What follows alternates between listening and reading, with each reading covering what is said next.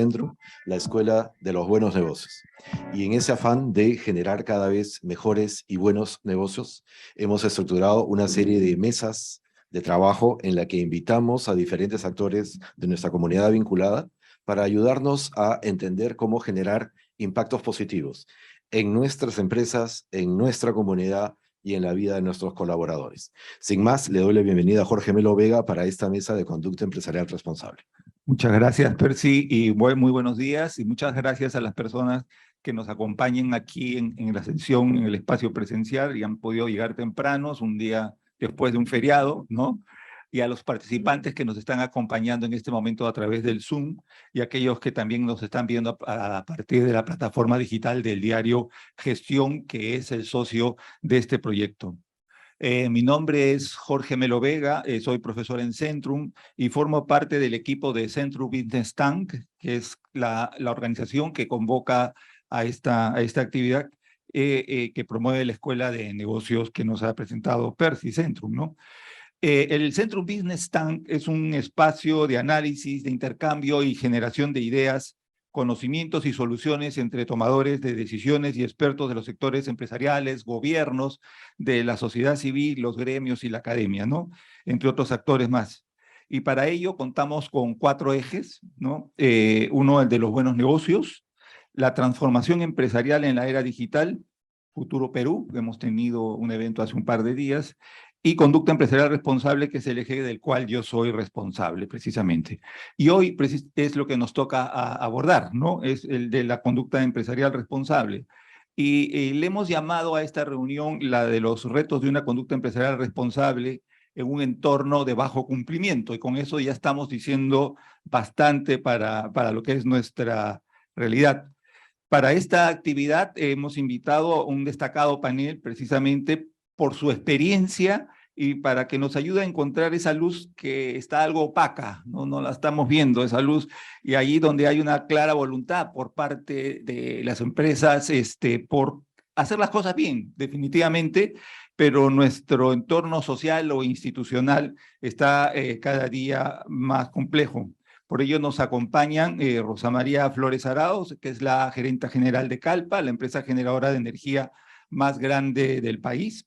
Roxana Barrantes, que es la directora del Banco Central de Reserva y expresidenta de la Comisión para el Desarrollo Minero Sostenible. Víctor Góvix, que es el gerente general de Antamina, la empresa más grande del país en minería y que tiene una importante trayectoria en el sector minero. Su riqueza precisamente radica en que ha estado en distintas empresas de distintos tamaños y en diferentes etapas de los proyectos, que ese es un tema bastante potente, rico para compartir. Y también nos acompaña Alfonso de los Heros, que es el CEO de Sodexo, una empresa bastante conocida para muchos de nosotros, que es una empresa líder en la prestación de servicios de alimentación, facility management y en otros muchos servicios complementarios, ¿no? Quiero brevemente explicar de qué se trata esto de conducta empresarial responsable, porque puede sonar a un cliché, ¿no? Es un nombre bastante genérico, pero en verdad tiene contenido bastante importante, ¿no? Porque detrás de ello hay regulación, detrás de la conducta empresarial responsable hay estándares y herramientas. La conducta empresarial responsable es impulsada por la OCDE, organismo al que aspiramos, y al parecer estamos cerca de poder ingresar, nos están evaluando, pero estamos ahí en lista muy pronto. Y bien diciendo, también la conducta empresarial responsable viene siendo promovida en nuestro medio por la Unión Europea, por la OIT y por las propias Naciones Unidas a través del proyecto CERALC, ¿no? Para que el sector empresarial cuente, pues, entonces, con estándares y herramientas para una correcta gestión y, sobre todo, y aquí es el elemento central, el tema del respeto a los derechos humanos, ¿no? El tema del respeto a los derechos humanos, el respeto a las personas, es el eje central de la conducta empresarial responsable. Por tanto, cuando hablamos de conducta empresarial responsable, estamos hablando de requerimientos de mercado, estándares internacionales y de cumplimiento regulatorio. La mesa de hoy, como ustedes habrán visto un poco por los invitados, hablar de conducta empresarial responsable, para nuestro país la mirada rápidamente se va hacia el sector extractivo. ¿Por qué? Porque es el sector más observado, porque es el que genera mayores ingresos a la economía, por ser operado por grandes empresas globales y porque sus actividades se desarrollan sobre todo en zonas geográficas muy remotas, ¿no? Esto es que hay poca presencia del Estado y muchas expectativas por parte de la población. Y estas consideraciones son las que invitan a revisar los roles que puede cumplir la empresa, el Estado, en esa relación que decía yo con las personas a propósito de los derechos humanos. Sin más, simplemente quería poner en contexto para entender esta mesa. Voy a hacerle la primera pregunta, vamos a hacer la dinámica, voy a hacer una pregunta a cada uno de nuestros panelistas y a partir de ahí es un rompan filas, ¿no? Es el diálogo entre ellos, trataré sencillamente de probablemente motivar algo, pero lo que sí quisiera es que pudiéramos dialogar y que no estar de alguna forma como encasillados solamente con la pregunta, ¿no? Entonces, Roxana, decía yo que Roxana Barrantes presidió la Comisión precisamente del Desarrollo Minero Sostenible y ellos hicieron una recomendación que es muy sugerente, ¿no? Y ella, la recomendación era realizar un proyecto piloto, ¿no? Para el sector minero, liderado por el gobierno central, ojo, liderado por el gobierno central, que promueve el desarrollo sostenible en una zona particular, alentando la diversificación productiva sin exclusión de actividades económicas, reduciendo la vulnerabilidad al cambio climático y mejorando la gobernanza del uso del territorio. Para ello resulta fundamental el papel que pueda jugar, otra vez, gobierno central, el viceministerio de Gobernanza Territorial, como autoridad a cargo del desarrollo territorial del país. Quisiera un poco que Roxana nos pudiera desarrollar esta idea, ya que parece una fórmula bastante poderosa, que toca casi todas las aristas del problema, por lo menos las más identificadas, como el canon, el uso del territorio, la diversificación productiva, la presencia activa del Estado, entre otros aspectos. Así que, Roxana, por favor. Tienes 8 minutos. Muchísimas gracias, Jorge. Muchísimas gracias a los organizadores. Es realmente para mí un gusto ser parte de este panel. Creo que vamos a tener una conversación bastante rica y que genere más preguntas de las que realmente vamos a poder responder. Para contextualizar la recomendación, creo que es bien importante recordar lo que fue la Comisión para el Desarrollo Minero Sostenible. Recuerdo, esto fue antes del 30 de septiembre de 2019, que fue el día que se disolvió el Congreso, y se generó un periodo interesante en la historia política. Digo antes porque veníamos de muchos conflictos paralizantes de la actividad minera. Y en ese contexto, el entonces presidente Vizcarra dice, voy a llamar una comisión, que es una manera de aliviar un poco las tensiones y tratar de dejar un tiempo y dejar mentes reflexionando, y finalmente es el poder político el que decide qué hacer con esas recomendaciones. Interesante que en la comisión teníamos desde ex ministros de Energía y Minas, que siempre ha tenido el liderazgo del desarrollo de las industrias extractivas y energéticas, así como ex viceministros de Gobernanza Territorial, de Interculturalidad, personas involucradas en la gestión pública desde el sector privado, así como personas que venían de dar recomendaciones, estar muy comprometidas con lo que es las leyes ambientales y el seguimiento de lo que es la necesidad de incorporar estándares ambientales importantes y estrictos en las actividades extractivas.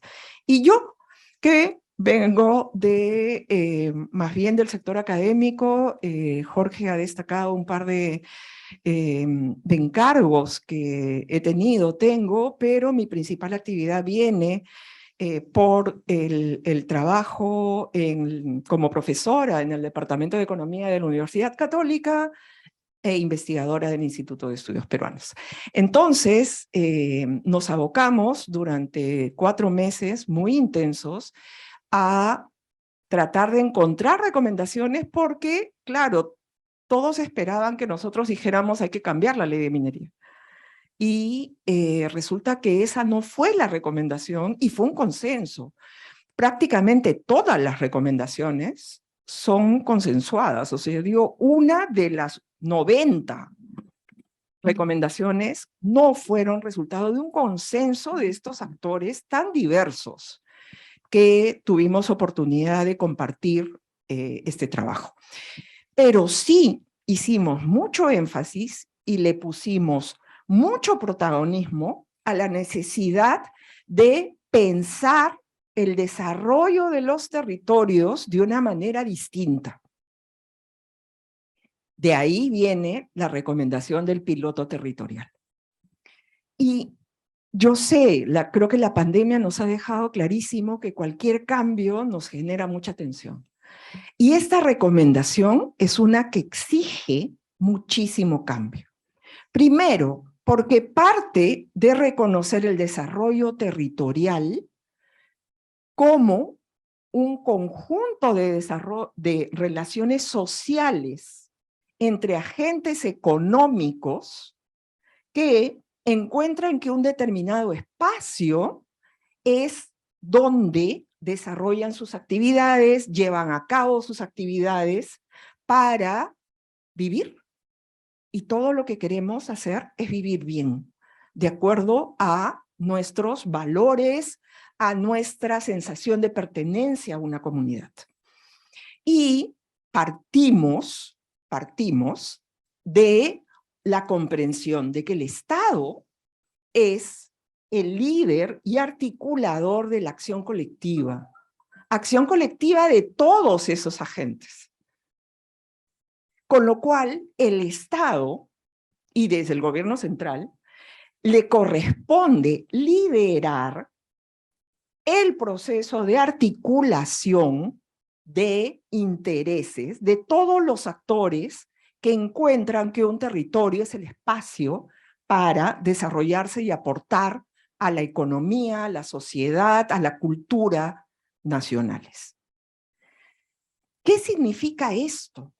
Significa, y eso está escrito, que en el caso de la actividad minera, desde el inicio de la actividad de exploración, necesitamos intervención, conversación, liderazgo estatal.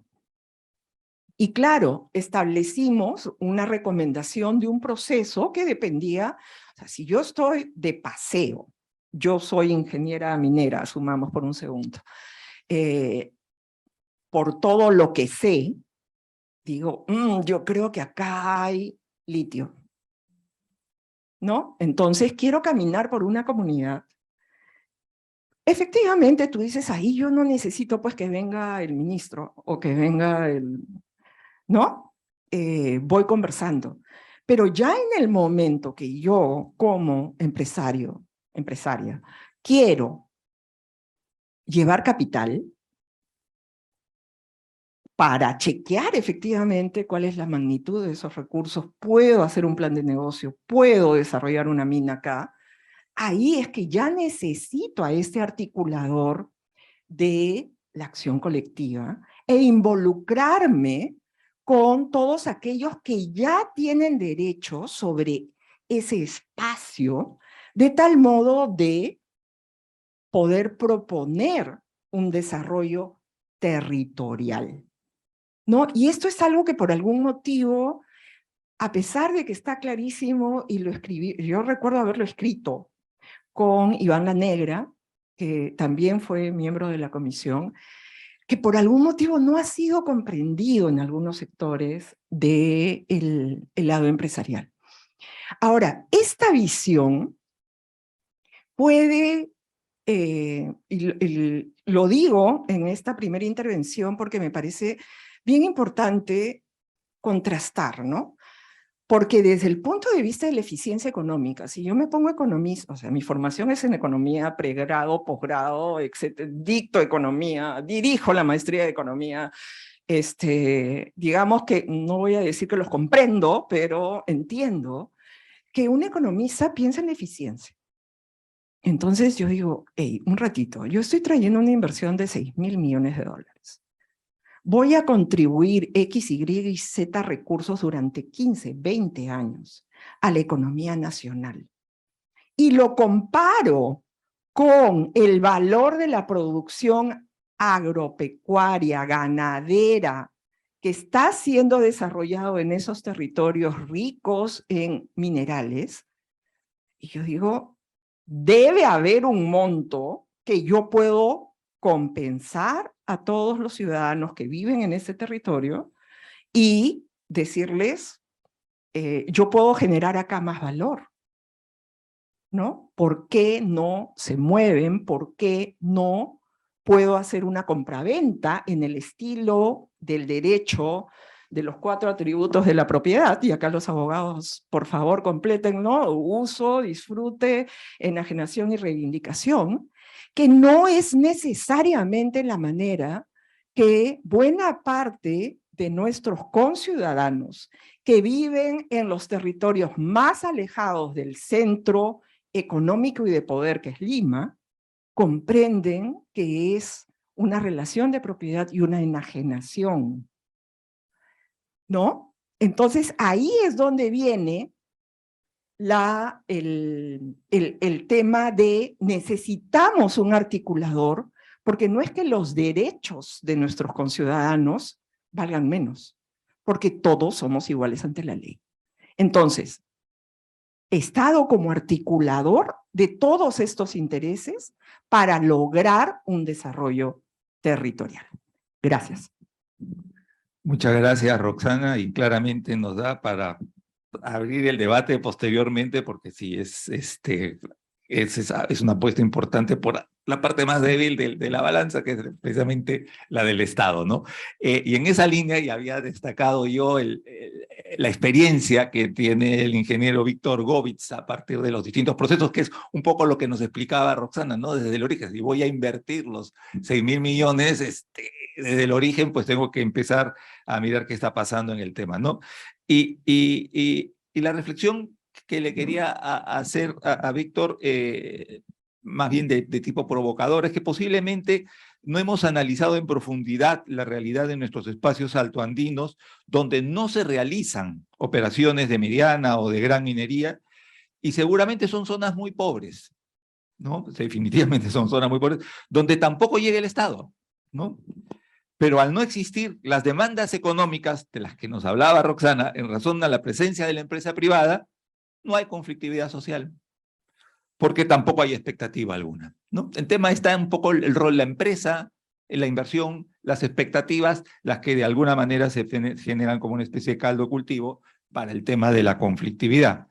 Víctor, tú tienes una amplia experiencia en diversas operaciones mineras en las distintas etapas que hemos estado hablando. ¿Qué experiencias positivas nos puedes compartir y quizás por dónde vino ese deterioro que estamos viviendo actualmente? ¿Hay intereses de nuevos actores, grupos que han exacerbado el conflicto? Y esto lo menciono porque el tema de las ONGs, que muchas veces eran como la parte cuestionadora del modelo extractivista, a partir de ONGs anti-extractivistas, siempre han estado allí, pero con un discurso fundamentalmente de tipo socioambiental, ¿no? Pero la conflictividad actual es distinta, ¿no? Incluso las propias ONGs han tomado distancia diciendo, este negocio, no es lo mío, porque acá fundamentalmente hay reivindicaciones de tipo estrictamente económicas, o sea, no va por un tema de desarrollo, sino fundamentalmente es cuánto me van a dar a mí de dinero, ¿no? Entonces, en fin, Víctor, por favor. Sí, Gracias. Gracias. Muchas gracias por la invitación y por participar de este panel. Me has hecho varias preguntas juntas. Sí, yo quisiera empezar para ligar a lo que ha explicado Roxana, el tema del territorio, ¿no? Y hay que entender, claro, la cordillera de los Andes es un fenómeno geológico, claro, que trae como consecuencia la riqueza mineral, trae como consecuencia también la sismicidad de nuestro territorio, pero que crea espacios remotos y aislados, ¿no? Entonces, en esos espacios remotos y aislados hay población viviendo con baja densidad poblacional, no son urbes, y son espacios de baja productividad, ¿no? En general, hay actividad minera o no, ¿no? Y esa baja productividad minera obviamente genera menos ingresos y altas expectativas, ¿no? Y el otro tema que es del contexto que hay que aclarar es, quien llega a esos espacios somos nosotros con inversiones. Entonces nosotros tenemos que ser, y en eso coincido con Roxana, entender quién vive en ese espacio, entender su cultura, entender su modo, su cosmovisión de ese territorio, nos corresponde, ¿no? No puedo yo abordar el espacio tratando de, desde mi punto de vista, ingresar y decir, mira, voy a traer inversión y la inversión es desarrollo, por lo tanto, arrímate, ¿no? Ese no es el camino. Luego también que ha dicho Roxana, lo ha esbozado, es que claramente esa necesidad de tierras que tiene la industria minera, la industria extractiva, no es una transacción urbana, no es una transacción en la cual le pongo un precio a la tierra, voy al notario, le pago, transfiero y tomo la titularidad, ¿no? El tiempo nos ha demostrado que por ahí no está el camino. Lo que sí se requiere es, llegando a ese espacio, y quizás ahí están las diferencias con Roxana, es teniendo un Estado tan poco articulado, ¿no? Y siendo espacios remotos, es bien difícil que tengas un Estado tan articulado en los espacios. La inversión privada tiene que partir entendiendo el territorio, entendiendo a las comunidades, a las poblaciones, y por otro lado tiene que tratar de desarrollar un concepto muy claro, que ahorita voy a hablar de los ejemplos que tengo sobre este tema, es entender cuál es el potencial del territorio, ¿no? Van a haber territorios que tienen un potencial agroindustrial, van a haber territorios que tienen un potencial ganadero, lácteo, ¿no? Van a haber terrenos donde hay un potencial turístico, van a haber otros donde hay un potencial textil, alpaquero, textil, y van a haber espacios en los cuales no hay ninguna de esas posibilidades, pero sin embargo, si uno logra integrarlo a la cadena productiva del negocio minero, le generas a esa población un conocimiento, un intangible, que les va a permitir, cuando la actividad minera culmine, integrarse a los mercados, ¿no? Entonces, poco paso a explicar, a responderte la segunda pregunta, o la primera pregunta, que es, ¿hay ejemplos positivos? Los hay, ¿no? Yo decía, haciendo memoria, en Cerro de Pasco, ¿no? Quizás todos conocen Cerro de Pasco, un sitio muy inhóspito, muy alto, más de 4.000 metros de altura, y claramente con tierras muy poco productivas, ¿no?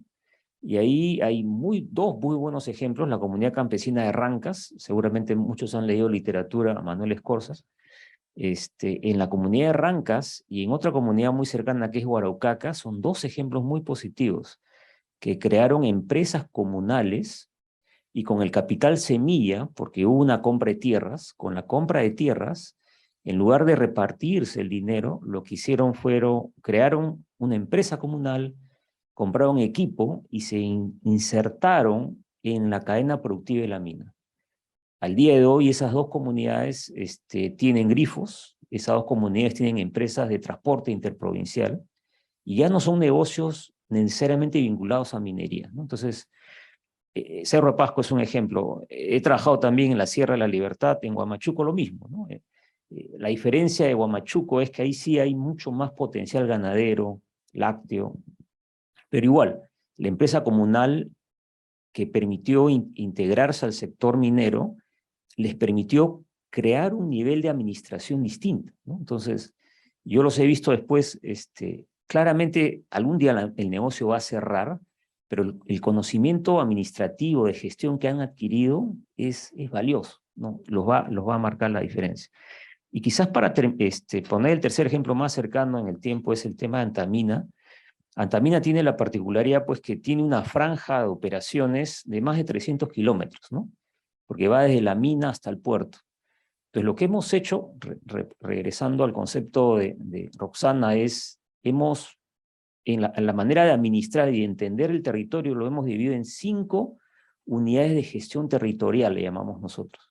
Porque claramente no es lo mismo, el potencial económico de Guarmey, que está en la costa, no es el mismo que toda la zona, digamos, todo el valle interandino, que es el Valle Fortaleza, que tiene un tremendo potencial para producción de palta, ¿no? Y no es lo mismo en la zona más alta, muy cercana a la mina, que es un Chavín de Huanta, por ejemplo. Entonces, entender esas diferencias, dialogar consensuar y construir un plan de desarrollo territorial conjuntamente con las autoridades. Por ahí está la solución, ¿no? La otra cosa mencionada respecto a esto es cómo interviene el sector privado en estos planes. En el caso Antamina también ha sido muy evidente. En los últimos años hemos hecho mucho esfuerzo en obra por impuestos. El concepto de la obra por impuestos, lo hemos reflexionado, es muy bueno, pero es bueno, pero no suficiente, ¿no? Porque tú tienes que tener cuidado, porque tú reemplazas al Estado haciendo la infraestructura que se requiere para cerrar las brechas, está muy bien, pero no hay esa transferencia de conocimientos, como yo les comentaba, con la empresa comunal, ¿no? Y eso es clave, ¿no? Necesitamos no hacer filantropía, necesitamos que todos aprendamos y crezcamos juntos, ¿no? Y ser conscientes que la industria minera es una ventana de oportunidad, ¿no? La industria minera no es un negocio forever, ¿no? Es un negocio que tiene un punto de inicio, un punto de fin. El Estado peruano, obviamente, macroeconómicamente se robustece con la actividad minera, pero ¿cómo hacemos para que esos territorios remotos, como dije al inicio, poco densos en términos poblacional, tomen ventaja de esa oportunidad, ¿no? Tú lo has dicho, Jorge, erróneamente creo yo, se piensa en una solución rentista, ¿no? Paro, te bloqueo, te cobro un peaje, ¿no? Eso no va a traer desarrollo.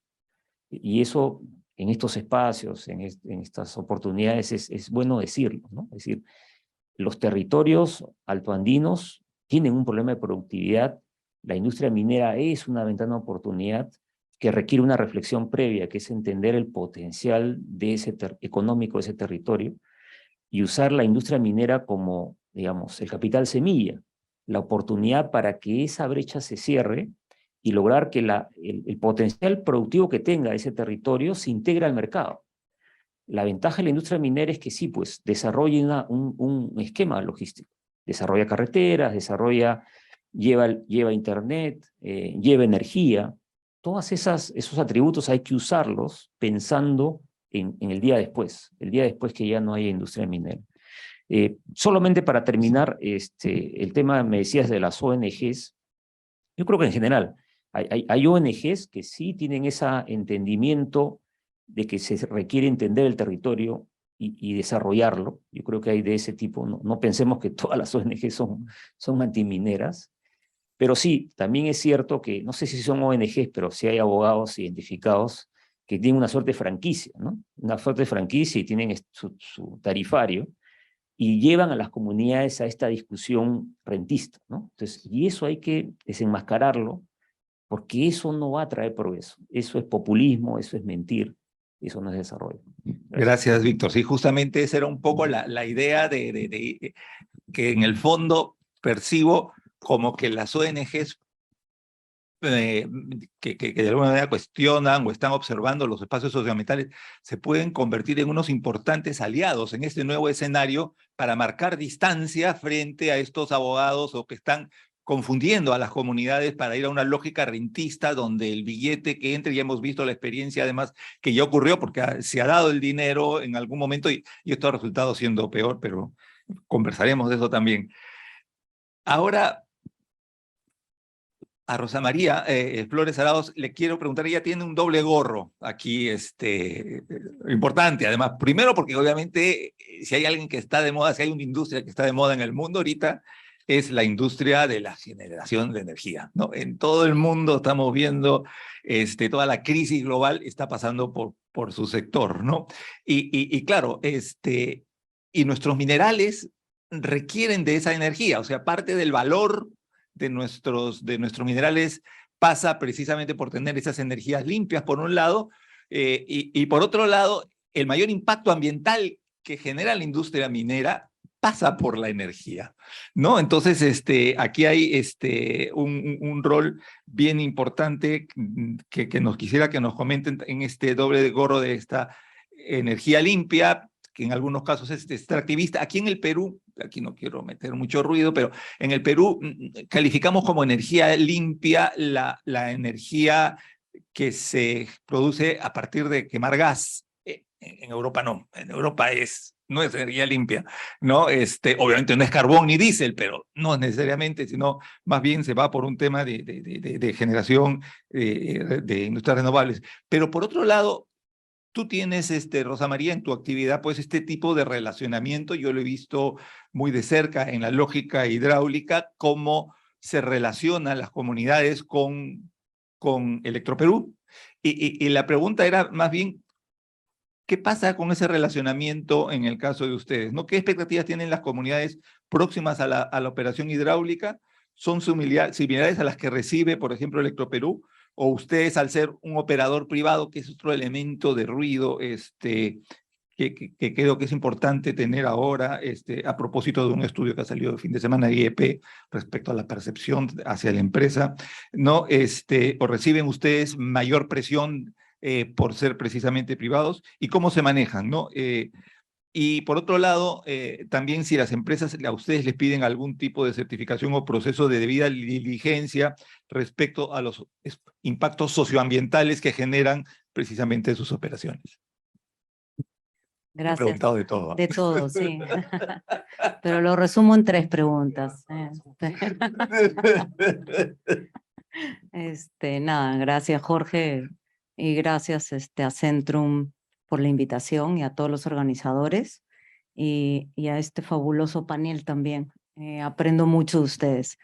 A ver, yo diría que comienzo contestando la primera pregunta, que tiene que ver un poco con el tema de las tecnologías en generación de electricidad y las diferencias con otros países. Particularmente pienso que Perú es un país, y lo he dicho en todos los foros a los que me invitan, y he asistido, que es un país que está absolutamente bendecido por el tipo de recursos que tiene para generar electricidad. Tenemos agua, tenemos el gas natural, tenemos sol, tenemos viento, en verdad tenemos todo. Simple y sencillamente el desarrollo en cuanto a qué participación le damos a cada una de estas tecnologías en la matriz de generación eléctrica va a venir, y de hecho ha sido así, dependiendo mucho de la competitividad de cada una de estas tecnologías en el tiempo. Yo quisiera recordar acá que en la década de los 90, cuando uno veía la producción de electricidad, no llegábamos al 40% de la producción nacional con hidroeléctricas. Y el 60% restante era diésel y carbón. El día de hoy, 2022, estamos hablando de que el 60% y un poco más es generación hidroeléctrica. Entonces, el 35% de la producción el día de hoy son con ciclos combinados a gas natural, y esto es importante decirlo, porque lo que tenemos son centrales de ciclo combinado, que son mucho más eficientes y que obviamente el tema medioambiental está también mucho más controlado que cuando son plantas de ciclo simple, ¿no? Y el otro 5% ya es producción con centrales eólicas y solares. Entonces, como ustedes verán, no estamos hablando en ningún momento ni de carbón ni de diésel. Entonces es una matriz de generación eléctrica bastante amigable con el medio ambiente y que yo diría que el foco, digamos, de la contribución a reducir la huella de carbono de todo el Perú no va tanto por el tema de generación de electricidad. Yo creo que está en otros sectores. Nosotros no contribuimos ni siquiera no llegamos ni al 5% de las emisiones de todo el país. Entonces, si uno debería concentrar sus recursos económicos como país para reducir la huella de carbono de todo el Perú, claramente los esfuerzos deberían estar en otros sectores, ¿no? Sin embargo, somos conscientes de que el mundo está yendo hacia una matriz de generación eléctrica más destinada a tecnologías como las eólicas y las solares, y eso es evidente, y en Perú eso también está pasando, y el desarrollo que vamos a tener ahora en el futuro va a ser con recursos energéticos renovables no convencionales. No hay duda de eso. Y como no hay duda, hay que estar presentes. La única recomendación que sí podría yo hacer acá es que hoy día el Perú está puesto en una posición espectacular. Tenemos lo bueno que ha sucedido en otros países, particularmente en Europa, en la transición energética, pero también tenemos lo que no ha funcionado bien en la transición energética. Entonces, claramente podemos estudiar mucho más de esto y hacer una transición energética particular, ad hoc, para la situación y los recursos del Perú, y en donde podamos garantizar 3 cosas fundamentales, ¿no? El abastecimiento, pero ese abastecimiento tiene que ser confiable y seguro, y con calidad, a precios competitivos y con desarrollo sostenible. En ese aspecto, sí también sabemos, y acá voy con la segunda de tus preguntas, es que muchos de nuestros clientes, y especialmente el sector minero, que tiene compromisos muy altos con los objetivos de desarrollo sostenible, uno de ellos evidentemente tiene que ver con la reducción de la huella de carbono y la contratación del suministro eléctrico con energías limpias, ¿no? Y muchos de nuestros clientes sí están, por supuesto, pidiendo ese tipo de certificación. Y al respecto, nosotros tenemos 2 tipos de certificaciones que estamos entregando. Uno son los certificados AIREC y otros son los certificados AENOR.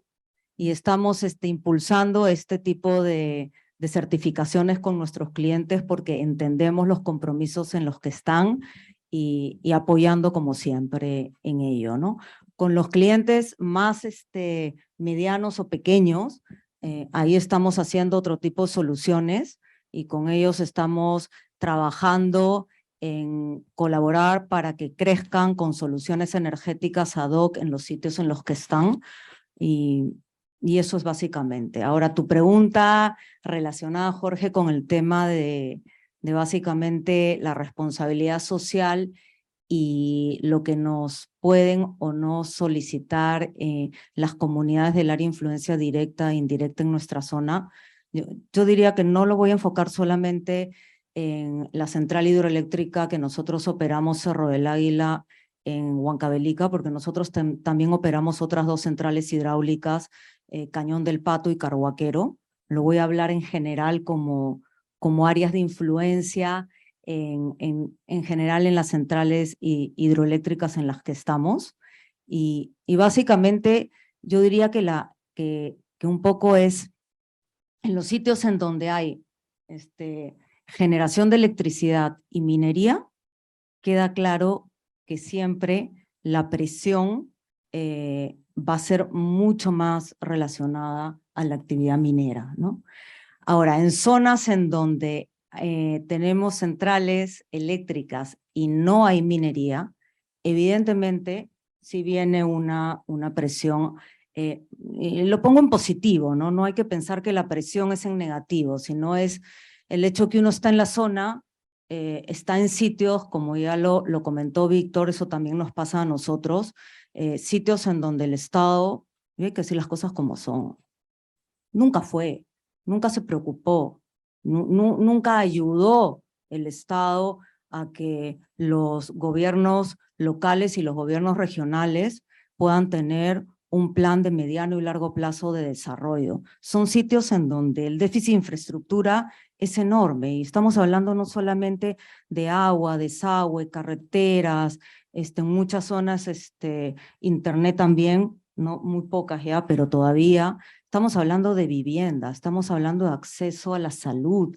educación, o sea, estamos hablando de absolutamente un déficit en todos los sectores y obviamente si ustedes vivieran en cualquiera de esas zonas y ven que una empresa privada grande llega, van a querer que la empresa haga todo. Es natural, no podemos decir lo contrario. Entonces nosotros en lo que sí estamos trabajando es en intentar hacer una gestión de valor compartido, ¿no? En donde podamos interrelacionar lo que las comunidades desean como su desarrollo, porque nunca hay que llegar a imponer. De pronto el desarrollo que para nosotros es súper espectacular, en esas zonas quieren otra cosa, porque su cultura es distinta, porque aspiran a otro tipo de desarrollo. Entonces lo que hay que intentar hacer es tratar de que ellos se organicen, ver qué tipo de desarrollo requieren y traer como empresa al Estado y tratar de hacer una gestión entre comunidad, Estado, sea central, local, regional y la empresa. Y ahí es donde yo digo que falta, y con esto termino, un solo punto. No sé cómo, pero tenemos todos que intentar volver a tener confianza, porque todos los modelos de gestión de desarrollo, en general social y ambiental, no van a funcionar si no estamos los tres: el Estado, los territorios, poblaciones y las empresas. Y para que eso funcione, necesitamos que todos volvamos a confiar. Gracias, Rosa María. Y has tocado un tema que coincide o de alguna manera es una columna vertebral respecto a lo que ha comentado tanto Roxana como Víctor, ¿no? Y es la empresa que traiga al Estado, ¿no? Es una cosa un poco al revés, ¿no? La carreta delante de los caballos, pero de eso se trata en nuestra realidad. Y creo que por allí va también lo que planteaba la propuesta del piloto que sugería la comisión que presidía Roxana. No sé si se han dado cuenta, pero en el sector, y cuando hablamos de conducta empresarial responsable, las empresas principales, en este caso la empresa minera que plantea y que representa a Víctor, obviamente requiere de los proveedores. Los proveedores son los grandes actores hoy en día del mundo empresarial. Una empresa moderna, una empresa competitiva, lo que tiene que hacer fundamentalmente es tercerizar sus actividades en los espacios más profesionales, ¿no? Por eso mencionaba el caso y la importancia del papel de Rosa María a través de la empresa generadora, pero otro sector muy importante es el que lidera Alfonso de los Heros, ¿no? A través de la empresa fundamentalmente de servicios, de facility management, la alimentación y una serie de tareas más, ¿no? Y es por eso que quería consultarle a Alfonso que las empresas mineras generan convenios con las comunidades, y ahí un poco para que entendamos el papel precisamente de los proveedores, para promover el empleo y las compras locales, ¿no?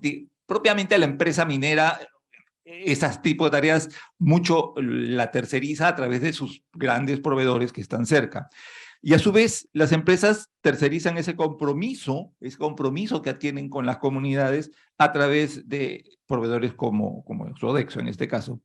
Sin embargo, la relación de la empresa no suele ser igual. Aquí pueda que toque algunas fibras sensibles. No suele ser igual entre sus trabajadores directos, el trabajador de la empresa propiamente, y sus colaboradores. ¿Quiénes son esos colaboradores? Los trabajadores de las empresas proveedoras, ¿no? Cuando la realidad indica que la mayoría, precisamente, de los trabajadores, del colaborador, del empleo, proviene precisamente de la comunidad. Es decir, el empleo de la comunidad mayoritariamente va hacia los proveedores. Lo toman los proveedores y surge del convenio que tienen las empresas principales con las comunidades, ¿no?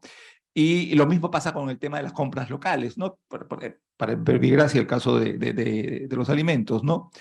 Y por tanto, ahí hay un tema de sensibilidad. Y ahí, por eso quería preguntarle a Alfonso, ¿qué tipo de mejoras debe haber en la relación entre las empresas y los proveedores de empleo y compras locales para que las poblaciones del entorno a las operaciones se sientan auténticamente incluidas y no se perciban como ciudadanos de diferente nivel por un trato diferenciado que puedan recibir en comparación a los otros trabajadores? Ya digo, puede ser un poco sensible, pero es un poco lo que hemos visto nosotros a partir de la experiencia en los espacios de diálogo cuando hemos tenido con comunidades. Gracias, Jorge. Muchas gracias por la invitación a este importante e interesante panel. Yo quizás voy a hacer algo provocador, ya que la pregunta es difícil o desafiante, y empezaría por cuestionar o preguntarme, ¿no?, cuál es el rol de una conducta empresarial responsable, ¿no? Porque suena y hemos hablado de compliance, ¿no? De cumplir con ciertas condiciones, regulaciones, ¿no? Compromisos que podemos tomar como sector privado, como empresas, etc. Pero yo creo que hay un peligro con eso, ¿no? Y el peligro está en creer que al cumplir, al darle check a todos los puntos, digamos, ¿no? del checklist, pues ya está, y eso es suficiente.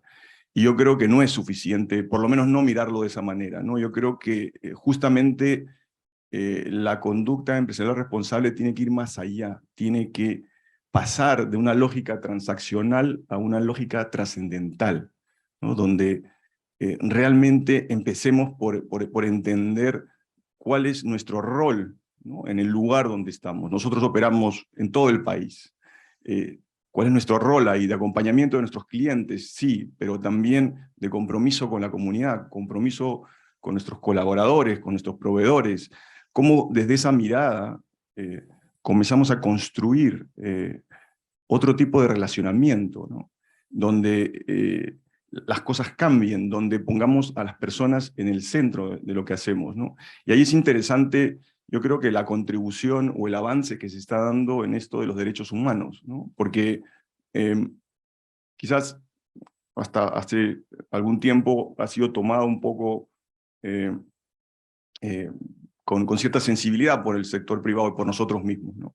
Pero cuando lo vemos nuevamente, ¿no? Pensando en pasar de ser transaccionales a ser trascendentales, el mero cumplimiento de derechos humanos, que ya de por sí debería ser crítico y fundamental, no necesariamente se está dando en todo su alcance. ¿Por qué? Porque no estamos viendo a las personas, estamos viendo procesos, estamos viendo cumplimiento, estamos viendo regulación, estamos viendo lo que deberíamos hacer. Entonces, yo creo que ahí hay para empezar, una gran oportunidad de cambiar de mindset, de cambiar de chip, de ver qué más podemos hacer, ¿no? Ir más allá. Y en esa mirada, por lo menos desde nuestra experiencia, cuando comienzas a construir, por ejemplo, cultura de organización, a partir de lo que es diversidad, equidad e inclusión, ¿no? Te comienzas a dar cuenta de que hay mucho más. Porque comienzas a ver a tus grupos de interés desde otro lugar, ¿no? Y comienzas quizás a sensibilizar más, a acercarte más, a ser más empático, a entender cuál es la problemática, por qué la gente, por ejemplo, no trabaja en una empresa como la nuestra, o por qué la gente iría a trabajar a una unidad minera, por qué la gente trabajaría en un sitio remoto, por qué lo hacen, ¿no? Porque no solamente contratas a gente local, sino contratas a gente de todo el país. ¿Por qué alguien de la localidad lo haría? ¿Lo hace porque quiere hacerlo o porque no tiene otra opción, porque quiere una oportunidad, ¿no? Entonces, cuando uno comienza a ver eso y comienza a darse cuenta de que está cumpliendo con lo justo, ¿no? Pero que necesita hacer más, que la gente está ahí porque quiere crecer, quiere desarrollarse, algunos quieren una carrera, la gran mayoría, bueno, todos quieren sacar adelante a su familia, sea como sea, dadas las circunstancias. Entonces, ahí comienzas a trabajar también en ver qué más puedes hacer. Y pasamos de una mirada nuevamente transaccional, básica, cumplimiento, derechos humanos, a cómo yo puedo mejorar la calidad de vida de esta gente, ¿no? Cómo puede hacer que estas personas realmente mejoren las condiciones en las que están, ¿no? Cómo yo puedo hacer que esas personas que vienen a trabajar en un entorno tan agresivo, tan desafiante, de tantas horas de trabajo duro, ¿no? Puedan tener un mejor lugar para trabajar, ¿no? Porque al final, lo que nosotros hacemos, lo ve nuestro entorno, ¿no? Y nuestro entorno nos está midiendo y está viendo qué tan alineados estamos entre lo que decimos y lo que hacemos, entre lo que vendemos, ¿no? Comunicamos como valores, ¿no? La integridad, la responsabilidad, los derechos humanos, y las acciones que hacemos en el día a día. Entonces, ahí comenzamos a ver que quizás puede haber una disparidad, ¿no? Y no necesariamente porque lo queramos hacer, sino porque nuevamente estamos tan acostumbrados a simplemente cumplir que no hemos visto más allá, no hemos visto que hay cosas que no están pasando, que hay cosas que hay que mejorar. de temas de, por ejemplo, habitabilidad, transporte, ocio. Hay miles de condiciones, ¿no? Por ejemplo, sí, una empresa como Sodexo puede contratar mucha gente de la localidad, ¿no? de la zona de influencia. Pero ¿qué más? ¿De eso se trata? ¿O se trata de hacer que esa gente crezca? Cuando uno contrata gente de la comunidad se va dando cuenta que son personas de carne y hueso, hombres y mujeres. Mujeres, por ejemplo, víctimas de la violencia, ¿no? Y ¿dónde acaba el rol de la empresa? Simplemente en darle un puesto de trabajo, pagarle su salario al final del mes y punto. Entonces, cuando realmente las empresas comenzamos, creo yo, a comprarnos el pleito, a ver más allá, es que realmente comenzamos a impactar, ¿no? Y ahí el rol del proveedor o socio estratégico, ¿no? de las empresas extractivas, yo creo que se vuelve clave, ¿no? Porque no se trata de hacernos responsables del problema de otro, ¿no? Se trata de cómo acompañamos un proceso donde necesitamos generar desarrollo, ¿no? Más allá de la mera provisión de un puesto de trabajo o de contratar un proveedor local para que me venda paltas o lo que sea, ¿no? Y ahí hay muchísimo, muchísimo todavía que podemos hacer, ¿no? Empezando por, yo creo que capitalizar en ese relacionamiento que poco a poco vamos generando, ¿no? En esa inteligencia que vamos recogiendo, ¿no? de ese relacionamiento con las comunidades, de cuál es su problemática, qué es lo que necesitan, desde temas básicos, no sé, nutrición, por decir uno, por ejemplo, hasta temas quizás un poco más complejos, ¿no? Agua, saneamiento, salud. ¿Cuánta gente hemos perdido, por ejemplo, en estos 2 años de COVID, ¿no? Y le hemos perdido porque las condiciones de salud allí donde estas personas necesitaban recibir un tratamiento no eran las adecuadas. Y por tanto se nos fueron, simplemente porque no había más que darles, ¿no? Entonces, cuando comenzamos a mirar eso y comenzamos a actuar en consecuencia, pues yo creo que ahí se comienza a generar un grandísimo valor, ¿no? Y allí comenzamos, yo creo, a hablar de conducta empresarial responsable. Sin duda, las empresas no podemos hacer todo, ¿no? Porque tenemos un límite también, ¿no? Pero allí también necesitamos, creo yo, exigirle al Estado que acompañe este proceso. Aunque sea tarde, aunque sea corriendo quizás algunos metros más atrás, pero sin duda, ¿no? acompañando esto porque esto se va a acabar, ¿no? Ya lo dijo Víctor, se va a acabar, y en ese momento, ¿quién se hace con esto, ¿no? Y en ese tiempo, digamos, ¿qué tanto podemos hacer? ¿Qué tanto hemos generado ese cambio, hemos generado esa mejora en la calidad de vida? ¿Qué tanto realmente hemos contribuido al desarrollo de esas personas, ¿no? Entonces, yo creo que ahí está el gran desafío, y creo que es importantísimo que el sector vea a los proveedores, ¿no? como un socio estratégico y como empresas que tienen que contribuir más allá de la simple transaccionalidad, ¿no? La huella que tenemos es realmente importante. Y si nosotros no estamos alineados, ¿no? con esos valores, con esa mirada de lo que se quiere hacer en ese territorio, más allá del tema económico, lo que estamos haciendo también es quizás contribuir de forma negativa a la mirada que puede tener ese entorno de la empresa, ¿no? Y al final, a quien ven, no necesariamente es a Sodexo, ¿no? Aunque evidentemente Sodexo, por ser un nombre importante, pues quizás se posiciona de otra manera, ¿no? Pero a quien ven finalmente es a la empresa minera, y a la que van a cuestionar es a la empresa minera, ¿no? Entonces, yo creo que hay que verlo esto como una gran oportunidad de generar un cambio positivo, de generar un cambio sostenible, ¿no? Donde sí veamos la parte de gobernanza, la parte social y también la parte medioambiental, ¿no? como un todo que puede generar un cambio positivo en ese entorno.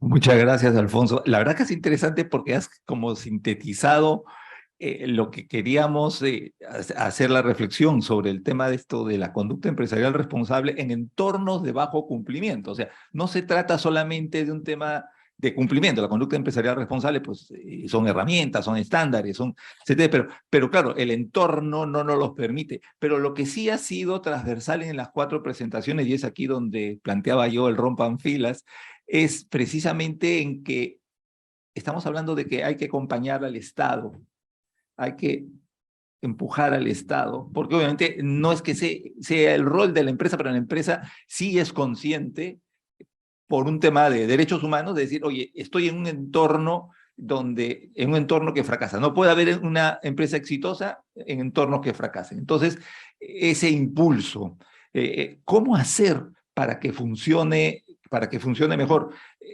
Todos han hecho comentarios, todos han hecho reflexiones al respecto, pero ¿cómo lo podemos tangibilizar?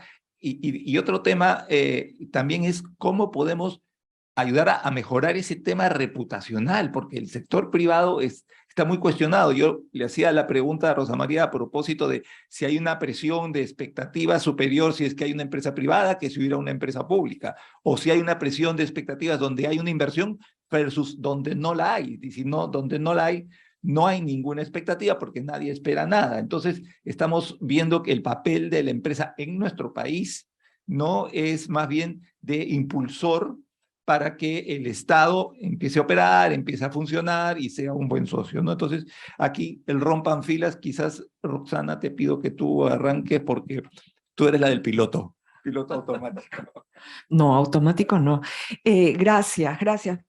Muy inspiradoras y cuestionadores los comentarios, las primeras intervenciones. Yo quiero hacer diálogo, engage, dicen en inglés, ¿no? Con un par ya Jorge ha recogido, ¿no? Efectivamente, Rosa María, ¿no? El desarrollo de nuestro Estado como articulador de acción colectiva es un desarrollo muy desigual, que recoge mucho la integración al mercado, ¿no? Y acá déjenme hacer propaganda gratis, autobombo. Hace poco hice un ejercicio muy sencillito, ¿no? El PNUD tiene un eje, un indicador de densidad del Estado. Entonces, ranquea a los departamentos del Perú y a mí se me ocurrió, bueno, veamos la correlación con lo que sería el porcentaje de autoconsumo en el gasto del hogar. Y claramente hay una relación inversa. Cuanto menos integrado al mercado estás, tu índice de densidad del Estado es menor, ¿no? Entonces, claro, tú llegas a 4.000 metros de altura, no hay nada. Ni siquiera el alcalde de la municipalidad distrital está, el presidente de la comunidad, si está, es un presidente bueno, que no tiene si bien tiene un reconocimiento en el marco de la ley de comunidades, no le da asiento en el consejo distrital, en el consejo consultivo distrital, con lo cual o bloquea la carretera o nadie lo escucha, ¿no? Entonces, efectivamente, el modelo del piloto es uno que le da protagonismo al Estado.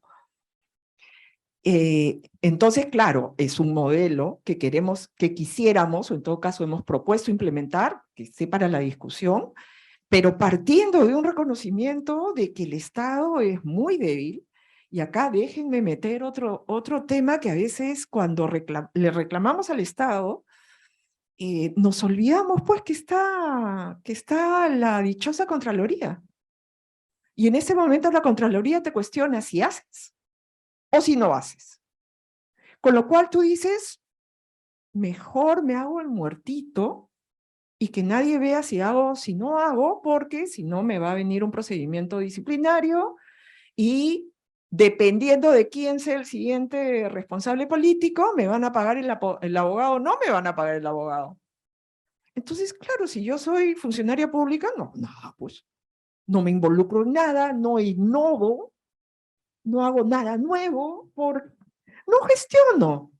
O sea, volvemos al estado de los 80, de los 70, etcétera. Y déjenme también tomar cuestión con algo que ha dicho Víctor. Yo creo que no, lo que yo he anotado no es exactamente lo que has querido decir, pero lo anoté así, que es, ¿qué va a pasar cuando nos vayamos? El tema es qué va a pasar desde el inicio de mi relacionamiento.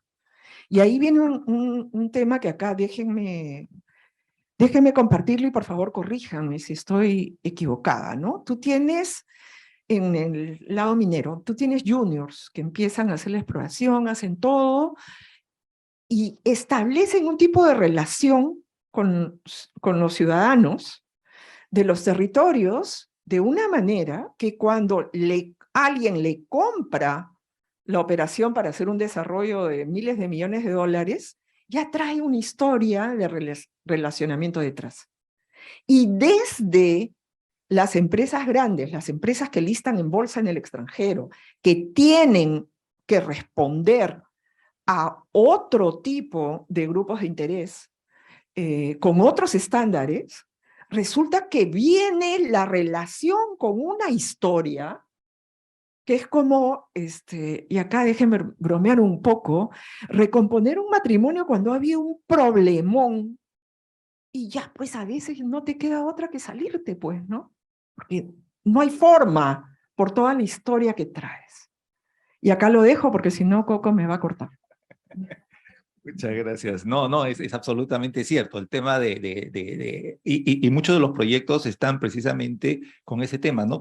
Cómo se originó, en casos en algunos juniors o lo que fuere, pero cómo recomponer la relación es bastante compleja. No sé si, Víctor, tú quisieras complementar algo o tú, Rosa María. Bueno, ya le dije, rompan filas, ¿ah? O sea que no. Sí, gracias, Jorge. No, yo quisiera, no replicar, pero sí quizás explicar el concepto que expresa Rosana. Soy consciente de que la industria minera tiene que actuar y tiene que ser consciente desde que llega, desde el primer día, desde la exploración, ¿no? Yo lo que decía, el concepto más macro es que para el país, dado el potencial minero que tiene, el portafolio de proyectos que tiene, para el país es una oportunidad. Y una oportunidad en la medida de que esa inversión genere desarrollo, no rentismo, ¿no? En ese contexto coincido contigo que tenemos que intervenir desde el inicio. Un tema que quería desarrollar en adición a lo que hemos venido hablando es, si uno mira el país en términos macroeconómicos, es un país con grado de inversión. Es un país que tiene la deuda neta respecto a su PBI más baja que todos en la región. Entonces suena, desde afuera puede uno mirar contradictoriamente, decir, a nivel macro nos sacamos 20, pero cuando uno pone la lupa y va al detalle, hay un problema, ¿no? Y además hemos hablado de este potencial minero.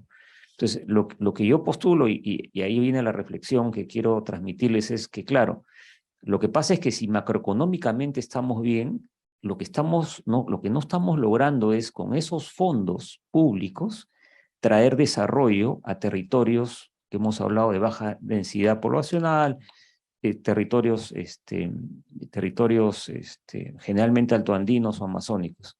Y claro, hasta ahora, regresando al tema privado, lo que hemos hecho es hacer evidente que pagamos impuestos, que somos ciudadanos responsables, y que claro, el dinero se transfiere, que hay este concepto del canon minero o sobrecanon minero, el dinero se traslada, no se usa bien, y no hay eficiencia ni eficacia del Estado, cual fuera el estadio, gobierno regional, gobierno provincial o distrital. Pero claramente si queremos ser responsables, y ahí está un poco el rol un poco más proactivo del sector privado, es tratar de ayudar, acompañar para este concepto del piloto que expresa Rosana. Tenemos que ser parte de la solución. Y parte de la solución es lograr que nuestro Estado, y eso necesitamos ser conscientes y comprarnos el problema, necesitamos que nuestro Estado sea eficiente en todos los territorios, en todas las puntas de donde está el país, ¿no? Si no logramos eso, tenemos un problema. Entonces, como sector privado, que tenemos conocimiento, conocimiento de trabajar en sitios altoandinos, de desarrollar una logística multimodal para llevar recursos, para extraer y exportar productos, tenemos que ser parte de la solución. Ese es el mensaje. Gracias. Tú, Rosa María, ¿querías ahí complementar? Solamente con un tema, y entiendo lo que dices, Roxana, de Contraloría. De hecho, tenemos a muchos funcionarios públicos que no quieren firmar, que no quieren tomar decisiones por el tema de Contraloría. Pero de verdad desde acá los invito a que si a mí me das la opción de hacer y después tener un problema o no hacer, prefiero que me recuerden por hacer y después defenderme. Y obviamente hacer en el buen sentido de la palabra, no quiero acá que se entienda otra cosa, porque el tema de la corrupción es un problema mundial y un problema muy fuerte en Perú. Y yo parto de la premisa del buen accionar del funcionario público que no tiene nada que ver con corrupción. En ese caso siempre es mejor hacer. Y si después tienen que explicar, explicar. Y yo invitaría, o sea, yo creo que hay que trabajar un montón en varias cosas, ¿no? Desde educación, desde los niños chicos para poder inculcar de nuevo a nivel mundial y sobre todo en Perú, porque es donde nosotros estamos, el tema de valores, ¿no? Si no empezamos a cambiar la forma de educar desde chicos y volver a los temas tan básicos como es no agarrar lo que no es tuyo, creo que estamos condenados, podemos seguir teniendo todas estas discusiones y vamos a seguir condenados de por vida al fracaso, ¿no? El tema de la corrupción lo tenemos que atacar y así Contraloría se dedicará solamente a lo que se tiene que dedicar, pero también creo que los funcionarios públicos y en general, claro, me dirán, es muy fácil decirlo, Rosa María, cuando tú no estás sentada en el Estado, ¿no? Y cuando tú no tienes responsabilidad. Es cierto, yo también fui funcionaria pública y por corto tiempo. Sin embargo, igual creo que el funcionario público debe volver a entender que es eso, es un servidor público, que como su propia definición lo dice, está al servicio del ciudadano, al servicio de la población para lograr la mejoría, ¿no? Y Genial. Quiero enredar un poco. Sí, es que se habla del tema de confianza. La propuesta de la comisión le da un papel protagónico para que esto ocurra al Viceministerio de Gobernanza Territorial.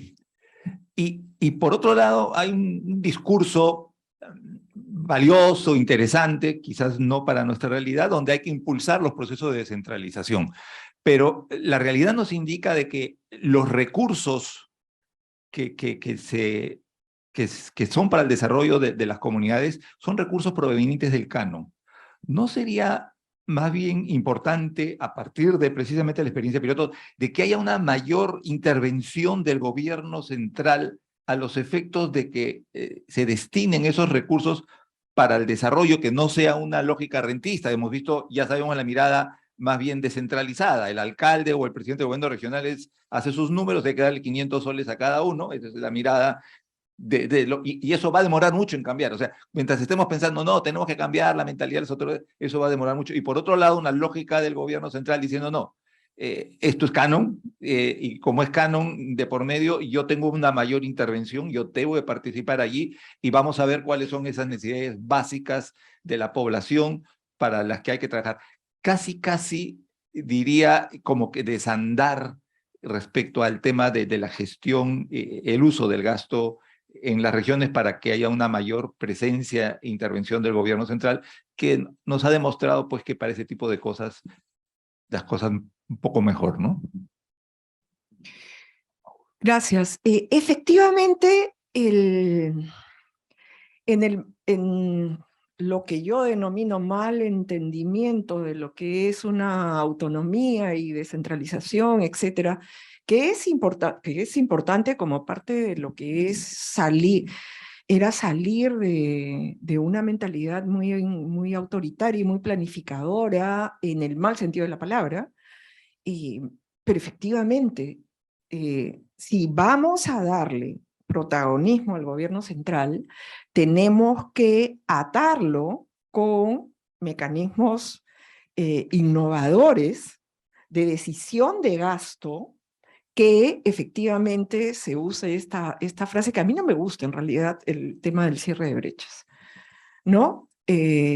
Porque parecería que hay unas brechas y que se adelantan beneficios, pero son derechos, ¿no? Tenemos derecho a la salud, a la educación, al transporte, y precisamente la gracia del canon, y por eso yo me opongo tanto a estos mecanismos que cuando se proponen, vamos a darle 1.000 soles a cada persona,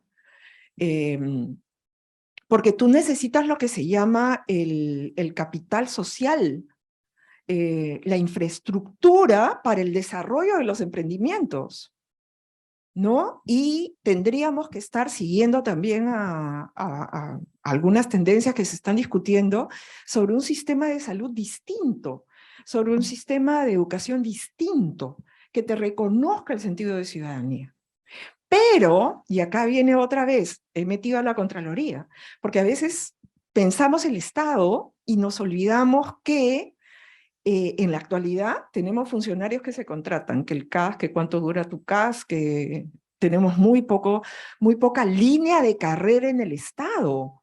De ahí la necesidad de involucrar más y ampliar lo que es el servicio civil. Ahora se llama servir, tendríamos que reformarlo un poco, pero sí que los funcionarios y funcionarias sean parte de un servicio donde haya línea de carrera y que no sea hoy día estoy acá, mañana estoy allá, para cambiar mi sueldo y mejorar mi sueldo tengo que irme del sector y reaprender todo. Y darle protagonismo al Estado significa acompañar con reformas del Estado y de la gestión pública. Y eso incluye, evidentemente, cómo se gastan los recursos. Sí, Alfonso. Perdón. Gracias. No, simplemente, estando de acuerdo con lo que se ha dicho, yo creo que sí creo que deberíamos cuestionarnos cuánto podemos esperar de ese Estado, ¿no? Porque se está demorando y mucho, y por lo que vemos de la coyuntura política actual, probablemente se demore algunos meses, si no años más, ¿no?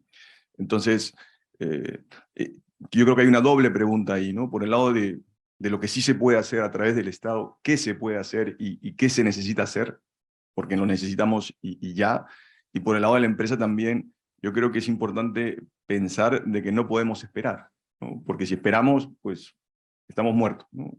La situación va a ser bastante más compleja, ¿no? Y ahí yo creo que, más allá de lo que ya se ha comentado, quería recoger lo que decía Rosa María, ¿no? Porque se habla poco quizás, ¿no? O no se transparenta tanto el tema de la corrupción, pero la corrupción le cuesta millones de dólares, ¿no? Al Estado, hace más pobres a los pobres.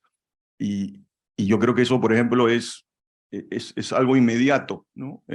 Reducimos la corrupción, el impacto en las personas, ¿no? Es de corto plazo.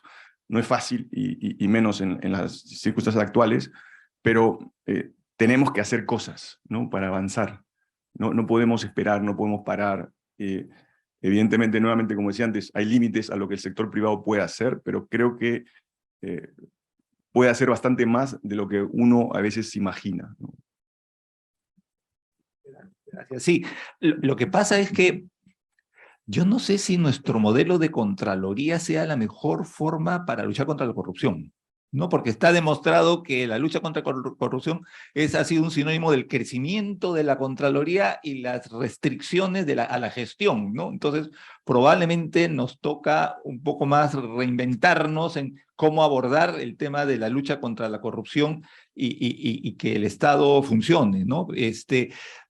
Víctor, quisiera, minutos finales, retomar este tema a propósito de la experiencia.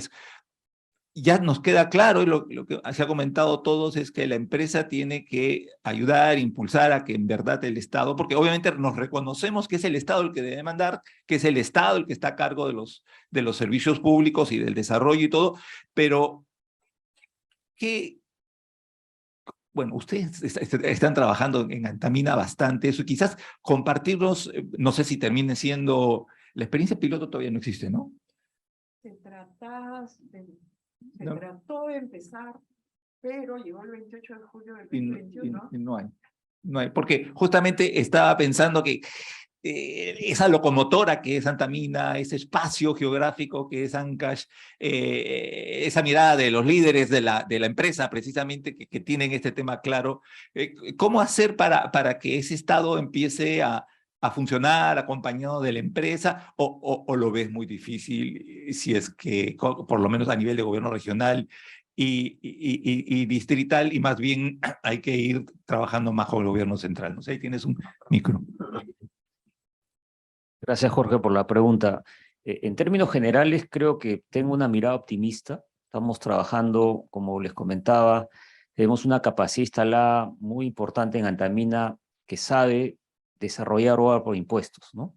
Y esa capacidad la queremos convertir no en seguir haciendo obras por impuestos. Tenemos un portafolio que tenemos que culminar, pero girar hacia un concepto más llamado agencia de desarrollo. Porque lo que tenemos que hacer es, en el gobierno distrital, donde están las comunidades representadas, en el gobierno provincial y en el gobierno regional, tratar de influir para que hayan planes de desarrollo del territorio. Eso es clave, y hacerlos muy visibles. Y lo segundo es, con ese plan y esa priorización del plan, acompañar también al desarrollo de los proyectos, y al desarrollo de proyectos, como bien dice una palabra dura, cierre de brechas, pero no solamente en eso, sino a su vez asegurarnos todos de que después haya capacidad operativa y de mantenimiento de esa infraestructura. Porque si no, comenzamos a jugar todo, pues, el político, ¿no? Inauguro el puente, inauguro la obra, y después, si no funciona, ese no es mi problema. No se trata de eso. Entonces, tengo una mirada en ese sentido optimista. Queremos desarrollarlo en todo Ancash, y creo que ese es un poco el esfuerzo, ¿no? Para que el día que tengamos que partir, hay un legado muy positivo alrededor de lo que fue el desarrollo de Antamina en Ancash. Muchas gracias, Víctor. Y Rosa María, en tus espacios territoriales, obviamente imagino que Huancavelica es la operación más grande que tienen, ¿no? Bueno, a nivel de hidro. Y es una de las regiones más pobres del Perú. ¿Cómo vienen trabajando ustedes? Porque yo alguna vez tuve una experiencia bastante desagradable, que se quería precisamente hacer obras por impuestos en Huancavelica para poner agua, y lo que vimos fue una participación un poco corrupta de las autoridades que impidió. Porque las empresas, cuando empiezan a oler un tema de corrupción, simplemente dicen: yo me retiro, aquí no juego, ¿no? Y la necesidad está allí, ¿no? Entonces, ¿cómo viene funcionando en el caso de ustedes el trabajo para el desarrollo en Huancavelica? En el caso nuestro es un poquitín más complicado porque, como has hablado de Huancavelica, Huancavelica tiene varias provincias y nosotros estamos en la provincia de Tayacaja, que pertenece a la zona Braem. Entonces tiene una complejidad adicional, ¿no?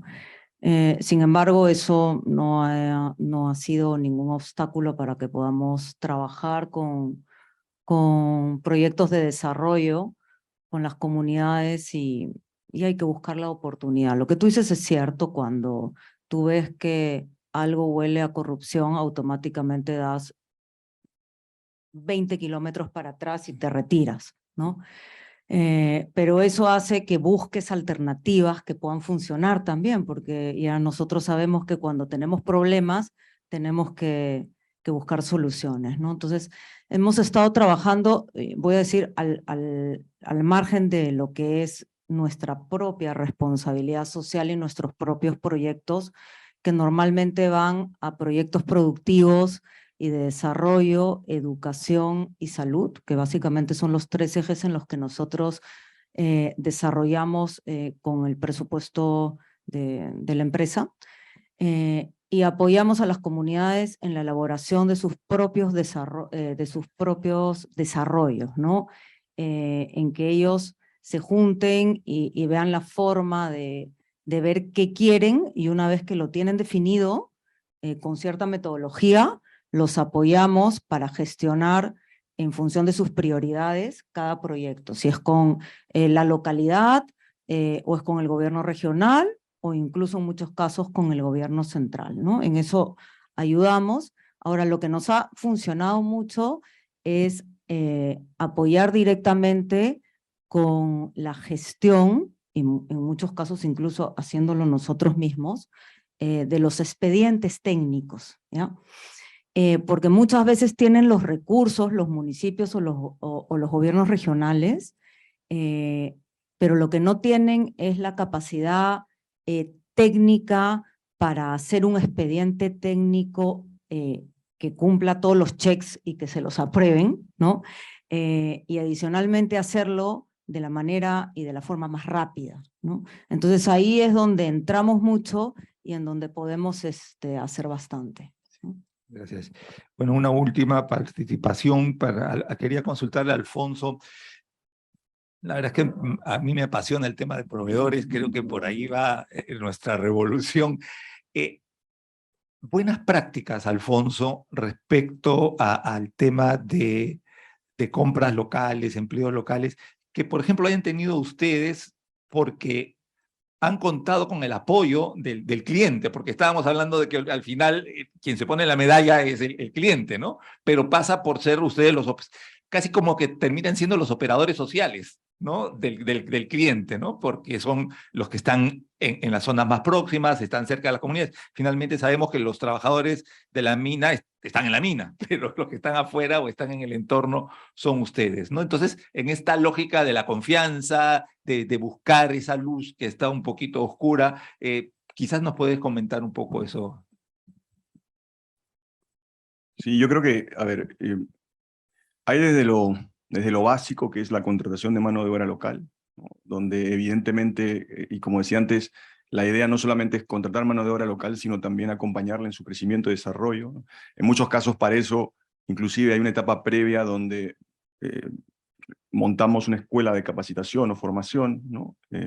Sea para trabajar directamente en una operación de Sodexo, o sea para pues, trabajar en alguna empresa del entorno, de la comunidad. Está todo el tema relacionado con proveedores, desde darle asistencia técnica a proveedores, desarrollo, compra de proveedores. Ahora estamos viendo algún tipo de alianza quizás un poco más cercana con algunos proveedores o empresas comunales. Hay temas relacionados, por ejemplo, con madres, en todo lo que es nutrición, lucha contra el hambre, la anemia. Estamos trabajando con comedores populares en algunas zonas del país. Estamos evaluando también participar de obras por impuestos.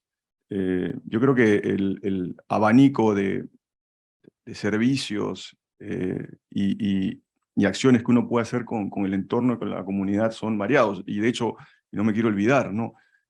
Por ejemplo, en temas de violencia contra la mujer también, ¿no? Quizás invertir en albergues, en trabajar con las señoras o las mujeres de la comunidad. Nos importa muchísimo desarrollar y fomentar emprendimientos locales liderados por mujeres, por ejemplo, ¿no? ¿Por qué? No solamente por el hecho de que, digamos, tenemos que atraer a más mujeres al mundo empresarial o laboral, sino por el evidente hecho también de que las mujeres tienen un impacto adicional, ¿no? En la reducción del hambre, la malnutrición, en sus familias y en su entorno. Entonces, la verdad que al final del día, yo creo que de ese relacionamiento surgen un montón de cosas, evidentemente en nuestro caso relacionados con lo que hacemos, pero que también, digamos, nos ayudan a sumar a otros actores, otros aliados que nos acompañen en ese proceso de relacionamiento y desarrollo del entorno. Sí, Alfonso, pero mi pregunta era, no tienes que mencionar nombres, pero lo que quería decir es, todo este esfuerzo que ustedes hacen, porque son operadores de este tema, no son operadores sociales, ¿de qué manera se juega con el cliente? Es decir, el cliente cuán comprometido está en que eso ocurra. y que no sea simplemente un valor añadido, un plus, un compromiso de parte de Sodexo, sino, oye, trabajar con el cliente, que el cliente les compre eso, les contrate ese servicio, de tal manera, oye, vamos a hacer ese desarrollo local, esto que estás contando tú, porque el cliente, en este caso la empresa minera, está muy, muy interesada en que eso ocurra, y finalmente la propia empresa sabemos que es la marca que prima y que se va a poner la medalla. Un poco por allí, decía, ¿ocurre, pasan estas cosas o fundamentalmente está concentrado en el esfuerzo de Sodexo? No, a ver, más allá de lo que Sodexo pone como política, ¿no? Evidentemente, y dependiendo de los clientes, hay algunos que colaboran más y menos porque el tema les interesa más o tienen los recursos, ¿no? O están en esa etapa de desarrollo donde necesitan a un aliado como el nuestro, ¿no? Yo creo que, nuevamente, cuando uno comienza a ver estas cosas como un valor real, un valor añadido y no solamente como algo transaccional, es que comienzas a trabajar de manera mucho más cercana, mucho más productiva y mucho más de largo plazo con los clientes, ¿no? Porque no solamente, oye, compra paltas aquí en la comunidad, es, oye, ¿qué más hay detrás de esa compra de paltas en la comunidad? Y es ahí donde yo creo que realmente se comienza a generar, digamos, un trabajo conjunto mucho más interesante, ¿no? Mucho más provechoso y nuevamente sostenible, ¿no? Porque al final, corto plazo, podemos hacer muchas cosas y si hay dinero de por medio, digamos, ¿no? El cliente quiere pagar, pues el cielo es el límite. Claro. Pero yo creo que no se trata de eso. Hay una construcción ahí de largo plazo. Genial. Bueno, nada, para empezar, algunas ideas importantes que se nos salen es, todo pasa por el hecho de cómo hacemos del sector privado para empoderar al Estado, ¿no? Porque si no, esto no funciona y pasa por, a propósito de la recomendación que nos hace la comisión, es arrancar por algún lado, ¿no? Va a ser muy difícil que de la noche a la mañana el Estado vaya a cambiar, porque no es posible. Hay que poner todos los esfuerzos y que funcione un poco el rol por imitación. Una buena práctica que recuerdo, no sé si ahora se vea mucho, pero hace muy pocos años atrás veíamos este despegue que tenía Moquegua en el tema educativo, porque había alianza de la DRE, de la zona, para fortalecer todo el tema educativo y se disparó.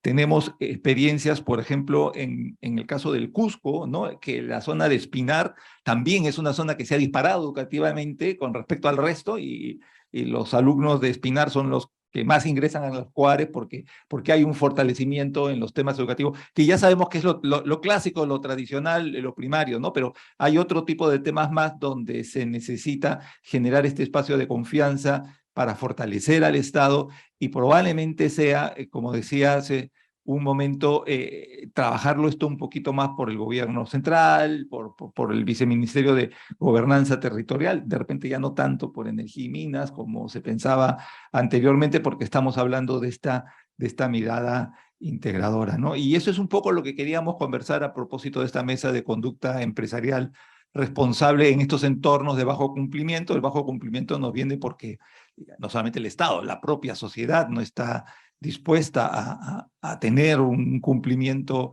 adecuado, entonces todos nos saltamos, todos nos sacamos la vuelta. Yo comentaba en algún momento una preocupación para cualquier empresa el saber desde que uno de sus colaboradores, cualquier trabajador, desde que amanece para ir al trabajo, tiene que ir en un transporte informal, ¿no?